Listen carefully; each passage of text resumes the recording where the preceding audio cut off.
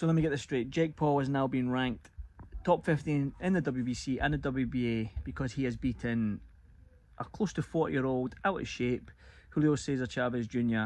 And in his last fight, he beat a near 60-year-old Mike Tyson, who was pulling his punches. How do you justify that?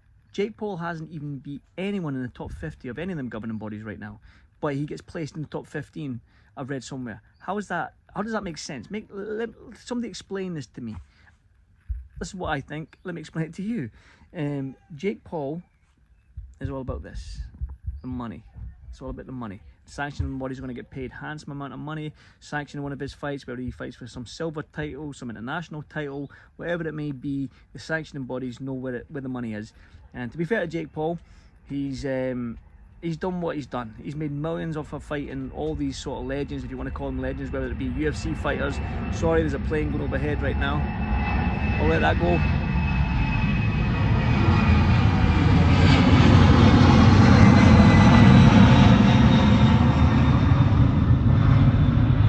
Raw and uncut, but that's what I do here. Yeah, so the sanctioning bodies, man, it's a disgrace. They're going to get paid.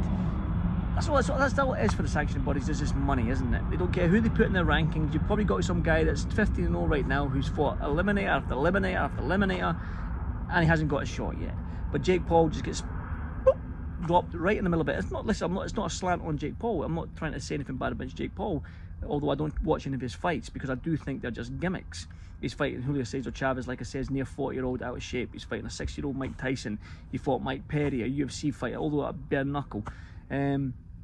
Jake Paul has been training as a boxer for a long time, so I'll give him credit for that. But other than that, he's not fought anyone in the top 50 of any of those sanctioning bodies in the cruiserweight division. Not one. Could you imagine Jake Paul against Jaya Pattaya? Could you imagine Jake Paul against Zurdo? By the way, I've seen the face-off with them two. If that fight happens before Zurdo fights Jaya Pattaya, that's a travesty of boxing. It really is.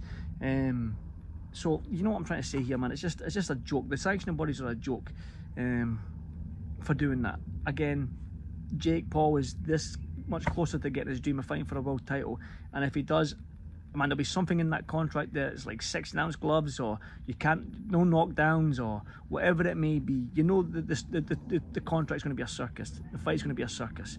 But anyway, I'm digressing here and I'm going on and on and on. I just feel like this is an absolute disgrace from the sanctioning bodies, and the fact that they can just plop Jake Paul in the top 15 when he hasn't fought anyone in the top 50.